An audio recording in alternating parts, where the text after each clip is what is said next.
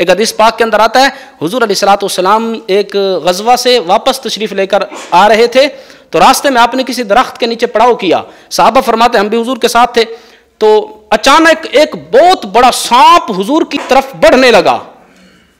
हम डर गए कि ये हमला करेगा, नुकसान पहुंचाएगा। हमने हथियार उठाए उसको मारने के लिए, तो हुजूर ने मना फरमाया इसको आने दो। अब वो सांप बढ़ता बढ़ता हुजूर के करीब आया, इतना करीब आया कि उसने अपना मुंह हमारे आका के कान के करीब रख दिया और हुजूर उससे बातें करते रहे। फिर वो थोड़ी देर के बाद जब उसने कलाम खत्म कर लिया तो वो अचानक वो सांप गायब हो गया।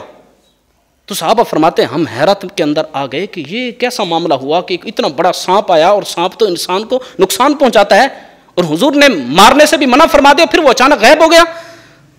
तो जब पूछा गया तो मेरे आका सल्लल्लाहु अलैहि वसल्लम ने फरमाया ये हकीकत में सांप नहीं था, ये एक जिन था और अपनी कौम का नुमाइंदा बनकर आया था। ये कुरान की कुछ आयतें भूल गए थे, वो मुझसे दोबारा हिफ्ज करने आया था, दोबारा कुरान सीखने आया था, और मैंने उसको कुरान की वो आयतें जो ये भूल गए थे, जिन्नात आपस में जो एक दूसरे को तबलीग करते हैं और कुरान पढ़ते पढ़ाते हैं, कुछ आयतें ये भूल गए थे, वो मुझसे दोबारा तस्दीक करने आया था कि या रसूल अल्लाह आप हमारी वादी से गुजर रहे हैं, चलो ये हमारा काम भी करते जाओ।